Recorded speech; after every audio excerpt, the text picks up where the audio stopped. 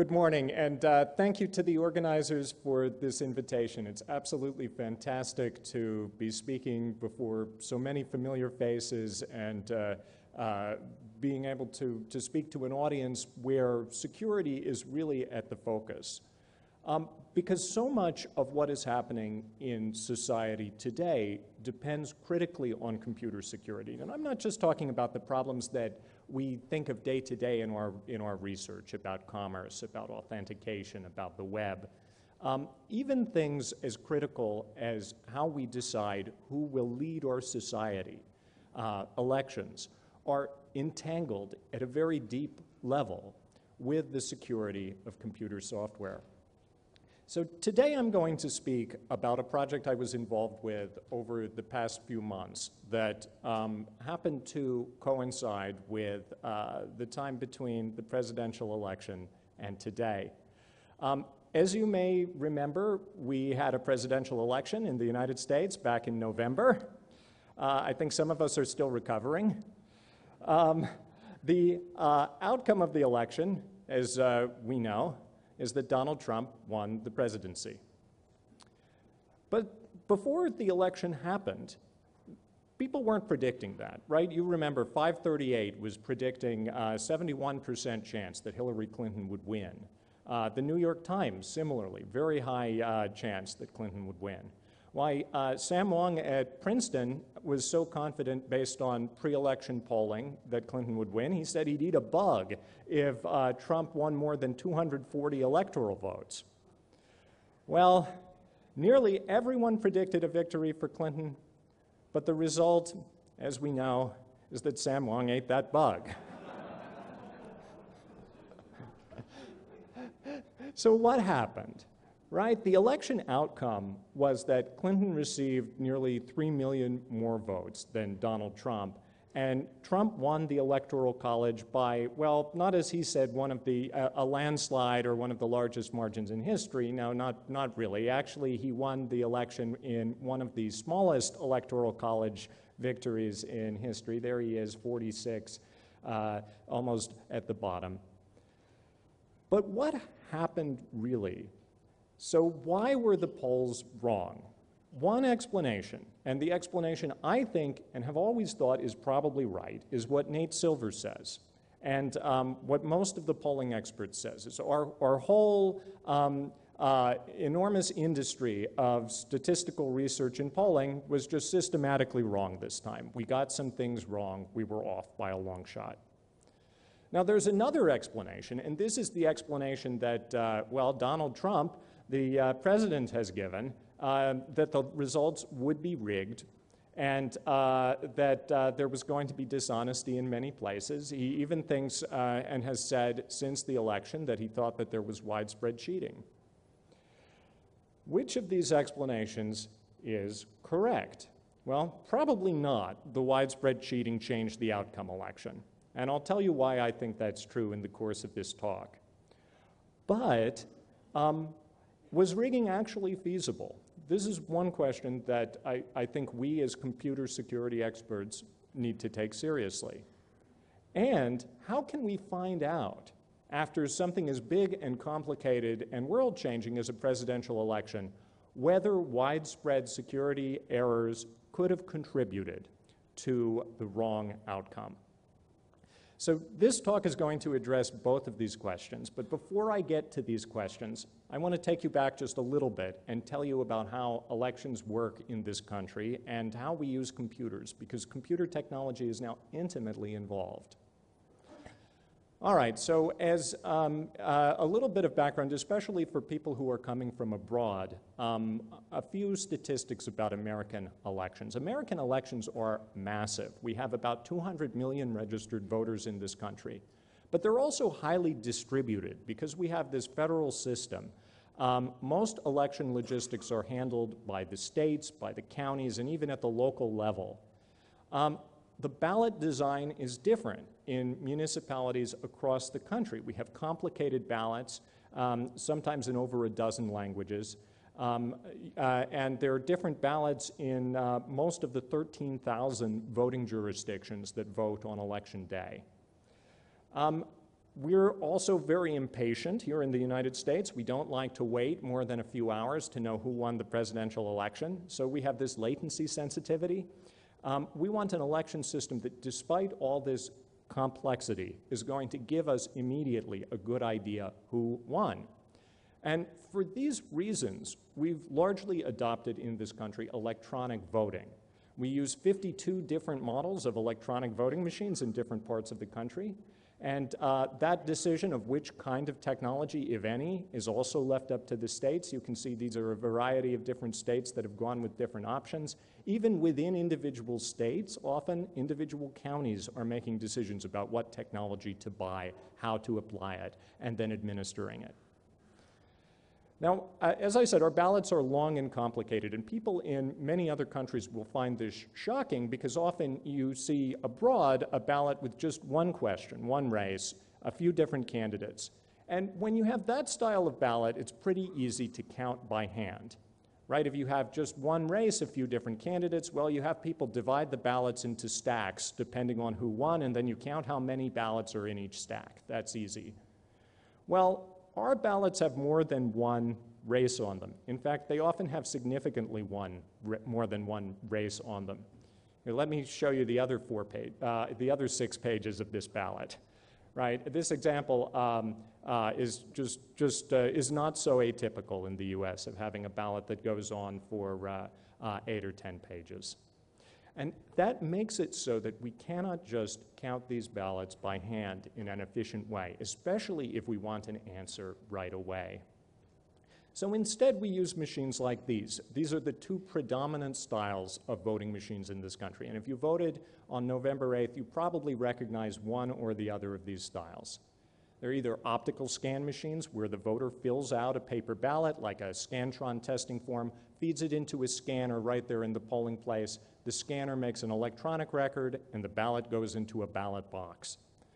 Or we have what are called DRE, or direct recording electronic voting machines.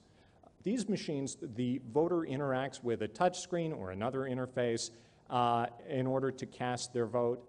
And the primary record, often the only record of the vote, is stored in a computer memory. So how secure are these voting machines? And this is a place where our community, the academic security community, has had rather a lot to say. We've had studies about machines like this, the Diebold AccuVote TS, going back 10 or 14 years. The initial electronic voting machine study, which was a lot of people who are now fairly prominent in the community, Yoshi Kono and Dan Wallach and others were involved in some of these initial studies. The initial studies focused on machines like this, the DRE machines. And I was involved in one in 2007 where my lab at Princeton was the first to get our hands on one of these machines to study it. Prior work had just studied the source code, which had leaked because the Diebold company put it up on an FTP site without any password. Anyway, we got a hold of one of these machines from an anonymous source who gave it to us to study, and we took it to the lab and reverse engineered it. And what we found was not all that promising, but really not surprising to security people either. What we found was, well, it's a computer. All of the records of the ballots are stored in flash memory or on an external memory card. And if you can change the software in the computer, well, you can change the contents of those files that store the election results. So not only that, but the software in the machines was just so riddled with buffer overflows and other kinds of vulnerabilities that someone who had even temporary access to the removable memory card, which is used to program the ballot design before the election and to offload the votes after the election, well, with temporary access to that, you can modify some files on the card so that when the card is inserted into the machine gets infected with vote-stealing malware. All right, simple as that. And the machine proceeds to just cheat, modifying a certain fraction of votes in favor of a given candidate forever. All right, well, we even demonstrated this back in 2007 with this machine from the anonymous source. So we ran a mock election between George Washington and Benedict Arnold, the traitor of the American Revolution. And we even went on live TV on Fox and CNN and let the TV presenter hosts vote in a mock election. And of course, everyone votes for George Washington. But on our machine that's running the actual working, virally spreading, vote-stealing malware we created, well, Benedict Arnold always wins. And we even created a nice GUI here to let you pick who wins and how much. That's what you can do when you have lots of time as a grad student. Anyway, it's well established now that every voting machine used in the US that's ever been analyzed publicly and independently by qualified security people has been found to be subject to similar attacks to this. So we found attacks where an attacker can modify the removable media, insert vote-stealing code into the machine, and steal votes by modifying every electronic record of the ballot. Eventually, I turned one of these machines, along with Ari Feldman, we turned one of these machines into a Pac-Man machine rather than rigging it to steal votes because there was just, nothing else scientifically to learn. Anyway, and it's not just the DREs. Every model of optical scan machine that's been studied by security experts has also been found to be subject to vulnerabilities where an external attacker, by modifying the removable media, can introduce vote-stealing software. It's well established. The science is done. We don't need to study any more of these machines to know that they're just like any other computing device, potentially subject to vote-stealing attacks. Now, how can we turn that, the vulnerability of some of these 52 different models of machines, into an attack that might let somebody change the results of a presidential election? Well, thinking about how you would hack a presidential election, there are a few different ways that someone might try to do that. Now, one way to do it is to just try to alter the election night results that are shown on television, for instance, or to make the system fail in some dramatic way that people aren't able to cast votes on election day, these kinds of highly visible and disruptive attacks. And there's precedent for this. In fact, in Ukraine in 2014, reportedly, attackers linked to Russia hacked into the central election system and tried to sabotage the results, tried to bring the system down or even have the wrong people announced. Now, that was caught just in time, reportedly, and this was averted, but there was an actual and documented attempt. These attacks would be disruptive, but would also be highly visible. We would know they would happen, and we could probably recover from them. Like if the wrong results are announced on election night, we'll catch that eventually when the votes from each individual precinct and machine are reconciled, just the way they caught the wrong Oscar announcement last night. But there's another class of potential problems, right? Political interference that's more subtle. And this year, we saw several attempts at this. The hack of the Democratic National Committee email system, the hack of the email of John Podesta, Hillary Clinton's campaign chairman. All of these now linked by our intelligence agencies to Russia.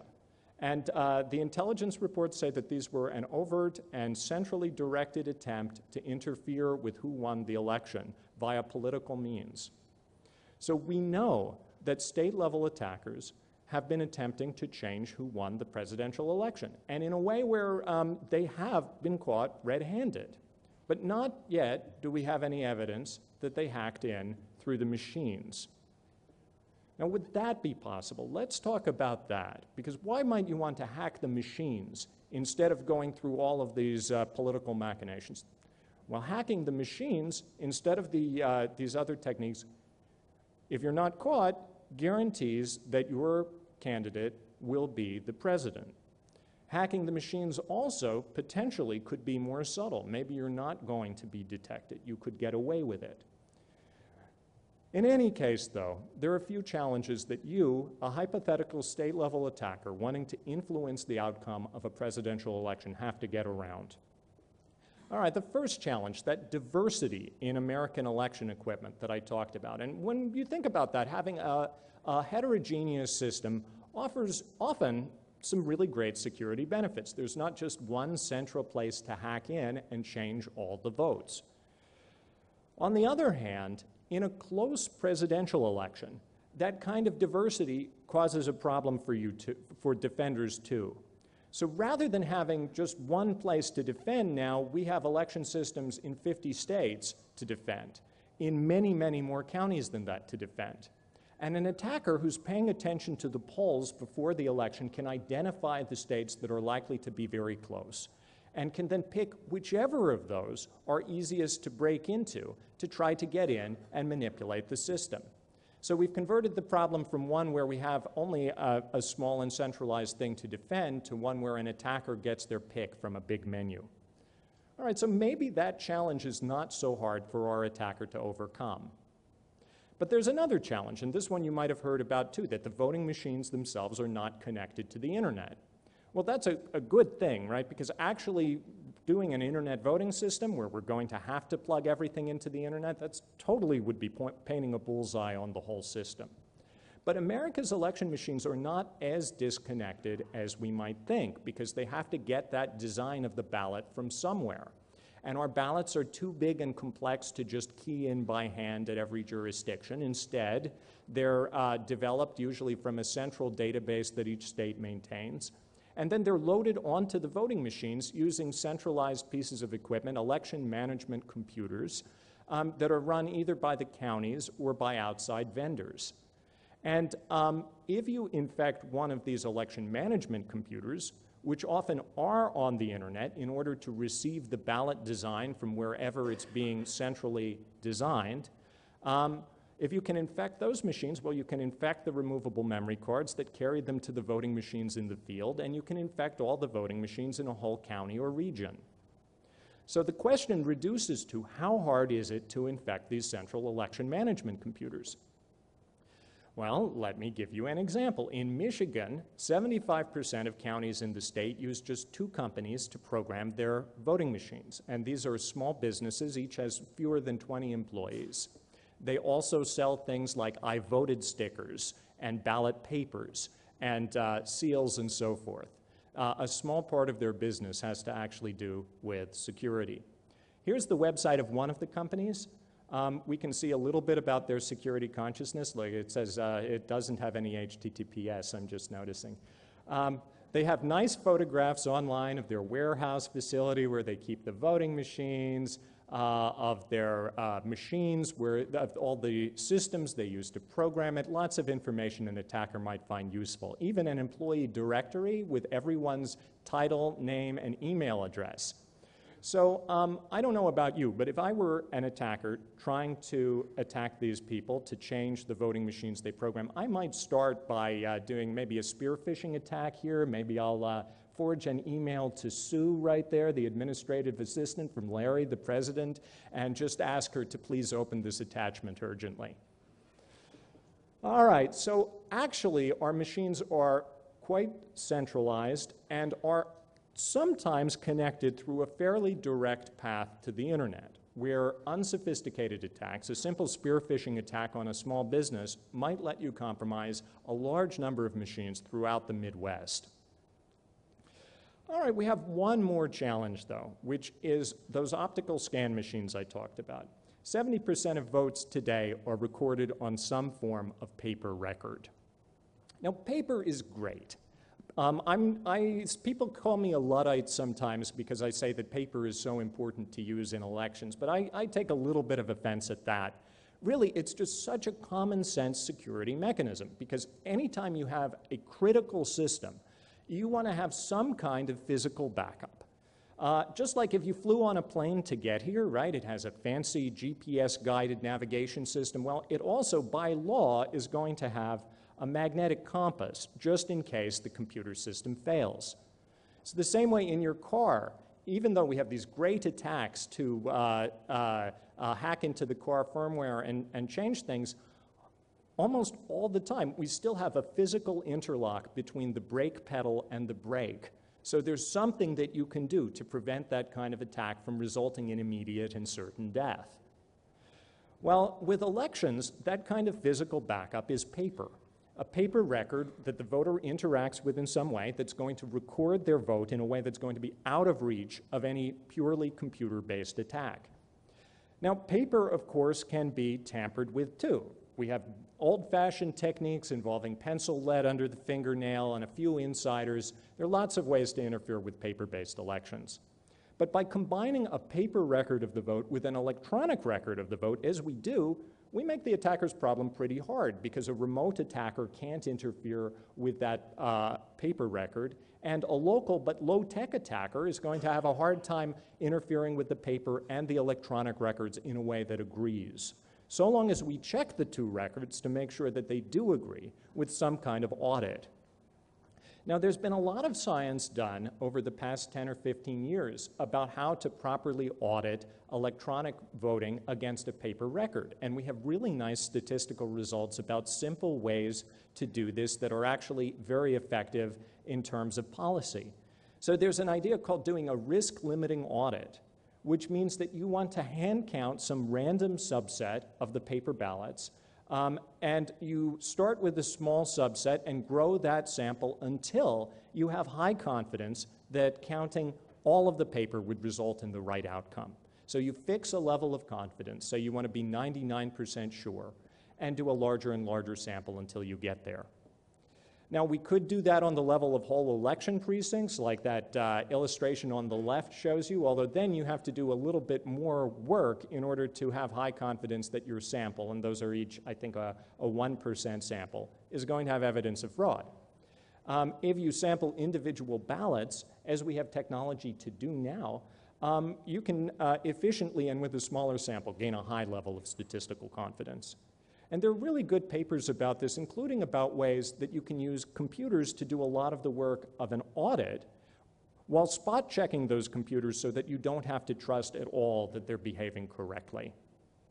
Anyway, we have paper, we have technology to do audits, and today, after work by election advocates around the country, we've gone up from about half of ballots being counted on, being recorded on paper to today, over 70% of votes cast in 2017 were recorded on some form of paper. There's just one problem. In 2016, absent the recount efforts, basically no state would have looked at enough of that paper in order to tell whether the outcome had been changed. They just throw the paper away without auditing it. So it would be easier for our hypothetical attacker, much easier than even I would have told you before this 2016 election, to hack in and steal votes and change an outcome, right? Just pick states that are going to be close, spearfish Sue, and install some malware onto the voting machines, make it perhaps change 10% of votes or some level where it's unlikely to be detected by statistical variations in the result in one location. And then just rely that if there is a paper record outside your control, you, the attacker, can safely ignore it because the states are just going to throw it away. All right, so what do we have here? We have a situation that's very dangerous in this country. And that's why in 2016, when Election Day happened, I and other people in the elections research community were extremely worried. We knew before the election that state-level attackers had been mounting an unprecedented level of political interference through cyber attacks. And yet, despite the election result being very close and surprising, there was not going to be any examination of the physical records, any examination of the machines themselves. No way that an attack, if one occurred, would be detected. And there were just 5 weeks between November 8th, Election Day, and December 13th, when the Electoral College would meet, votes would be locked in, and the result would be permanent. How could we use this time to do anything that might detect an attack if one occurred? So I got looped into all of this about a week after the election when I was on a flight from New York to LA. And I was sitting in a middle seat when I got an email. I was connected on GoGo. I got an email from Barbara Simons, the former president of the ACM, who has long time been an election integrity activist. Barbara's email said, can you get on a call in 15 minutes with the Clinton campaign? I think Clinton herself might be there. We want them to urge recounts in the elections. I was like, oh my goodness. Well, this sounds like a call I'd like to be on, but I'm on a plane. What am I going to do? So I hack around GoGo a little bit. I set up a tunnel to Michigan, and I'm able to get a VoIP service running over it in those 15 minutes, the kind of thing any of you would do too. And I'm on this call, and it's amazing. I can't talk, of course, because I'm in a middle seat, and I don't want them to tell me to turn off my computer. I'm violating the rule against phone calls. But I'm listening in, and so here's what, and I'm passing chat messages back to the other people to speak. So the Clinton campaign, and Hillary Clinton herself did not join the call, but Podesta was there, and a lot of other very high-ranking people. And they took seriously the urging of the computer scientists who said there may be enough reason to ask for recounts in order to make sure that no wide-scale hacking occurred. But they had some reservations. First, they kept asking, and this was really annoying, they kept asking, where is the evidence that the election outcome was wrong? Well, I just told you all these general factors, but there's no specific statistical evidence. The evidence is on the ballots, in the ballot boxes. Why don't we go check? Well, not only that, but they were also really, really worried about anything they might do that would appear to be backpedaling away from Hillary Clinton's concession. And that's because if you remember the third debate, there was this amazing moment where Donald Trump refused to say that he would accept the election result on election night. And Hillary seized upon this and said, well, you must, thinking that, interpreting this as him saying he would not accept the democratically correct result of the election. She said that was truly horrifying, a direct threat to our democracy. Well, okay, but a more charitable reading of what Donald Trump, the candidate, said would be, I'm not going to accept the election result until we've done all the checks we need to do to know that there wasn't widespread fraud. And that's what we were asking Clinton to do in that moment. But I think she had boxed herself in. Once she called anything less than an immediate acceptance of defeat a threat to democracy, it was very, very hard for her to then say, wait just a minute, we need to do some more checks. All right, so ultimately the Clinton campaign did not decide to spearhead any effort to look at the paper. So we needed to figure out a different way, and so some of the other scientists and activists involved had a great idea. They realized that any candidate on the ballot in many states would be eligible to petition the state to recount some of the paper in order to check whether the electronic results had been manipulated. And so on about the 22nd of November, we finally got in touch with Dr. Jill Stein, the 2016 Green Party candidate for president. Now, Jill Stein was on the ballot in most states, but she won only about 1% of the vote nationally.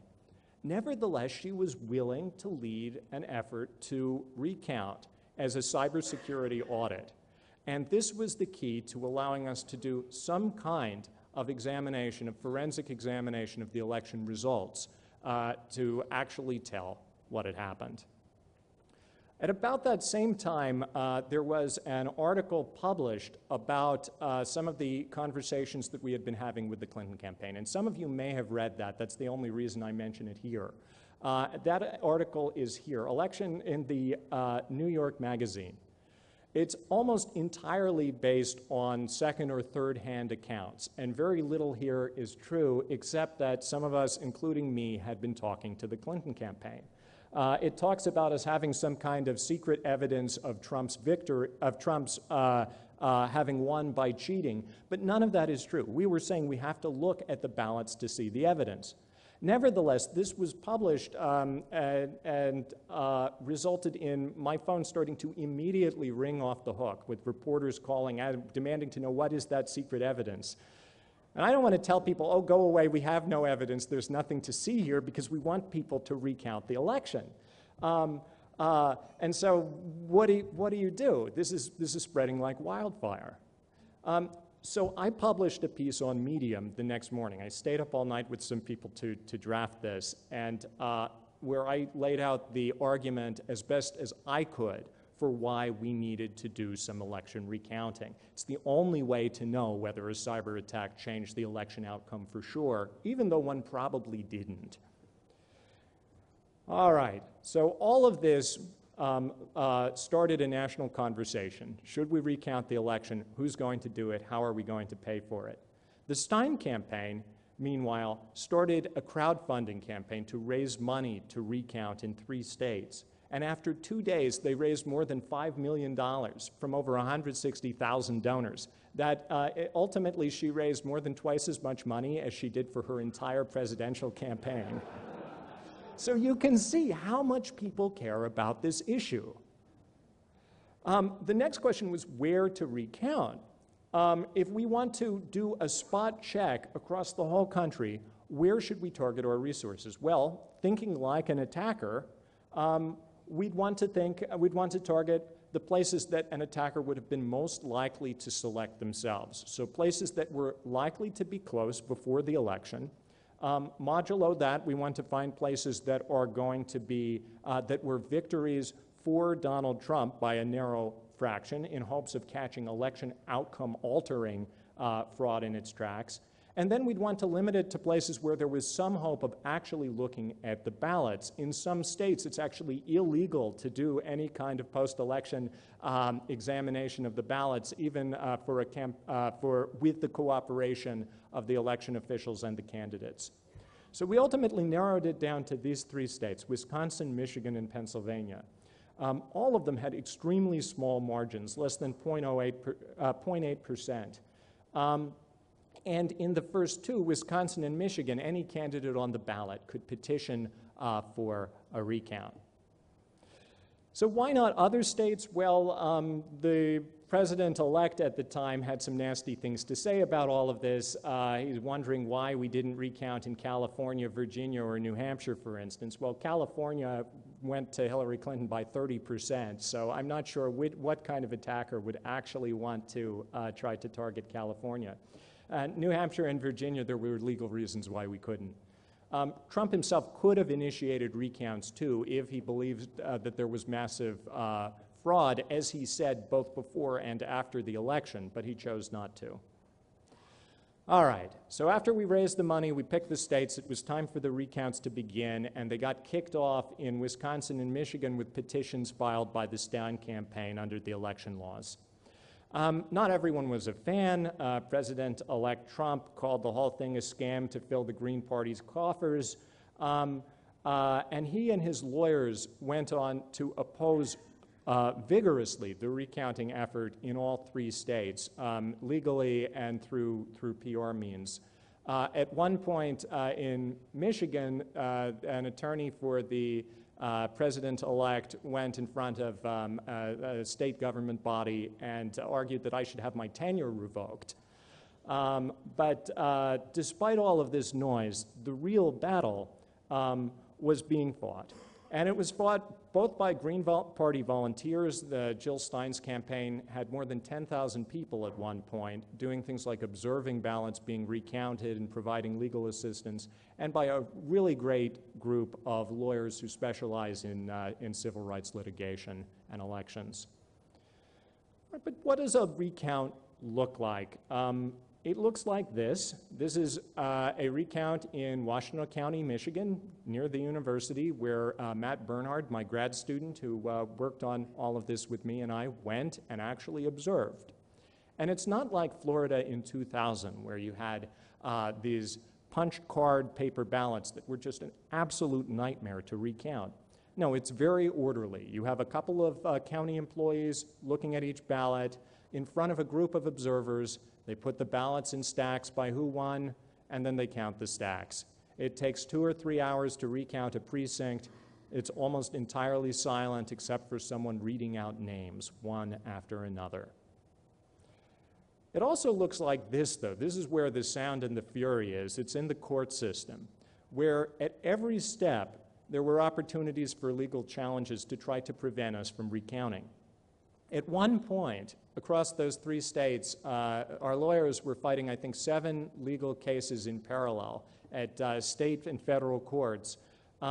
First, to petition to have recounts started, and then to resist motions to have the recounts stopped.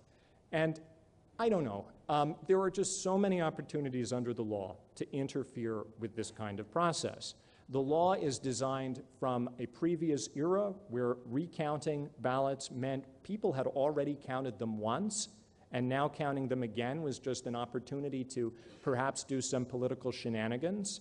It wasn't designed at all in the era of computerization, where what we really want is to use some people looking at the ballots as a check against a computer-based attack. For that reason, the law makes it very difficult to start and continue a recount. There are all kinds of opportunities for candidates to interfere. In this case, it was largely the Republicans and the Trump people who were mounting the legal opposition. But personally, I don't think I've ever seen anywhere in the world a political candidate who won who wanted to see the voting system that got them into office called into question. That's just a threat to their political interference. And in fact, I think if Hillary Clinton had been declared the winner and Donald Trump was saying it was rigged, the Democrats would be resisting calls to do any kind of recount or inspection just as vociferously as the Republicans were this time around. Recounts also look like this, mass protests. Well, anyway, some protests. These are Green Party supporters in Michigan. There were similar protests in other states urging the courts to rule in favor of proceeding. It also looks like this. At one point, I was being followed around by a movie crew, a photographer, 2 writers, just everyone wanting to know about what's happening. And it looks like this, and it looks like this, and it looks like this. Anyway, it was a whirlwind few weeks until the Electoral College met.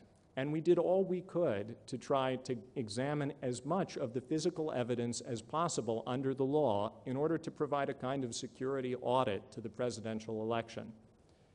You all know what the result was. The Electoral College met, and Donald Trump was declared President of the United States. But the recounts, let's talk about what they found. In Wisconsin, the recount finished with about half of the votes ultimately being counted by hand, and about half of the votes, well, under Wisconsin law, the counties can just decide to run the same ballots through the same scanners again, and that's what they did in about half of the places, so we don't really know about those. But the net result of recounting Wisconsin was Donald Trump got an extra 131 votes. Actually, there were more votes changed in Wisconsin than half as many votes changed as the margin of victory, but they changed in opposite directions. It was random noise in the original scanning process that we detected and corrected. So no evidence so far of a widespread attack. In Michigan, after about half of the counties recounted, the state halted the recount after successful legal opposition by the Republicans. In all, the net change was about 1,600 votes. Again, no evidence of a widespread outcome-changing attack. In Pennsylvania, well, in Pennsylvania, it's really, really, really hard. In Pennsylvania, you need, I believe the legal standard is you need 2 voters from each precinct to swear under oath that they have actual evidence that the election outcome is wrong due to fraud, and they have to do that by some date that's very close to the election day and pay a fee. And you need that from every one of the several thousand precincts across the state. I don't remember quite how many. Anyway, it's almost impossible in Pennsylvania, we found out. But still, one county recounted by hand, in most of its precincts, but they didn't let anyone watch, and they haven't published the results. We can only guess that they didn't find large-spread evidence of an attack. We did find some problems, particularly problems in Michigan. So in Michigan, there were precincts in many parts of the state, and especially around the Detroit area, where when they went to look at the paper ballots, the seals were broken on the ballot bags, or the wrong number of ballots were there. All of these different things that were wrong with the forensic record. Now, in Michigan, under the law, if you find those problems, what happens is not that you recount the ballots and see what's up. No, the precincts are ruled as unrecountable, and you're not allowed to look at the ballots. And that's once again tracing back to the assumption that people already counted them once. Why do you need to look at them again? It actually makes for a very easy route for an attacker who modified the electronic record to just break a seal, and then no one will ever look at the paper record. We don't know why for sure this happened. The state says this was due to aging machines that miscounted the elections and to mistakes by poll workers and so forth, but we may never know for sure.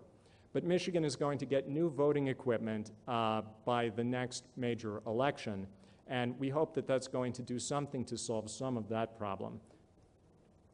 But all right, so absent that, we didn't find any evidence of widespread changes in the paper ballots that were recounted. What can we conclude from that? Well, again, what we'd like to be able to do is not necessarily even to recount at all. We just want to do a large enough statistical audit, a statistical sample, to gain confidence that the result was right or not. That would be great if we had a nice random sample. Instead, what we end up with is these incomplete manual recounts across 3 different states that are not at all randomly sampled. What can we do? Well, one simple thing we can do, we're waiting for the full data, and the states have actually not yet, in Michigan and Pennsylvania, published the full fine-grained recount data. We've been trying to get them to, but they haven't yet provided it. But they have provided county-level results in most places, and so we can try some simplistic modeling so far as a preliminary way of looking at that. And I underscore that this is a preliminary kind of analysis. We're going to publish a full analysis later this year. Let's say we construct a really simple kind of model for the attacker. We're talking about a remote cyber attack where the attacker is going to try to compromise at the county level, and they're going to pick counties at random to try to break into their central election management systems until they compromise enough counties to swap the election outcome in these states. And let's say they can swap in a particular county up to, say, 10% of votes, just to set a cap, without being detected because the statistics just look too weird after the results are in. Well, in a simplistic model like this, we can figure out how many counties on average such an attack would need, and we can say how likely the recount data we had would be to catch the attacker. And under this very simple hypothetical attack scenario, the Wisconsin attack, despite only being about half by hand, would have detected such an attack with about 95% probability had one occurred. In Michigan, we say maybe about 80% probability, and in Pennsylvania, about 10% probability that one county that recounted would have been in such a set of compromised counties. Now, this is nice because we can assume no connection between the attacker and the choice of what to recount. Other kinds of attacks, like insider attacks or attacks on the ground where the attacker may have been able to influence the decisions of individual counties, we can't make nearly as good a statement about those, nor about attacks that were attack attempts, but too small to influence the election outcome. So, in summary, the recounts support the conclusion that the election outcome was correct, but they're not nearly strong enough to rule out an attack or an attack attempt for sure. I really wish we had been able to finish that counting across these 3 states. We could have given people a lot more basis for confidence. But what did we learn? Well, we learned that this election really did see state-level cyber attacks attempting to influence the outcome, and that's because they happened before Election Day. We may never know for sure whether those attack attempts stopped on Election Day, but we can say almost for sure that if we don't do anything to change our election system and to strengthen it, we will eventually see an outcome-changing cyber attack on a national election. That's because we have vulnerable machines that have been known for more than a decade to be badly vulnerable. We have centralized points of attack that can be remotely exploited. And states are unlikely to ever look at enough of the physical evidence that we do record to know for sure whether such an attack occurred. If they try, there'll be plenty of legal obstacles that the apparent winner can put up. The U.S. badly needs to strengthen its election system against cyber attack. There are 3 things we need to do to make this happen. First, and that is where all of us come in, we need to harden our election technology to make it as difficult as possible to circumvent. Second, we need to make sure that for every vote cast in this country, we have a physical record, a common sense backup that is going to be outside the reach of a remote attacker. And third, and probably most importantly from a policy perspective, we need to actually use those paper records. As a common sense quality control, we need to impose mandatory risk-limiting audits in federal elections. This is far cheaper than a full recount and can be done should be done routinely in every national election, just to know that the outcome is right. These reforms could be in place by 2020 if we and the state and federal governments start acting now. But we need to make sure that we strengthen our democracy and its foundations before it's too late. Thank you, everyone.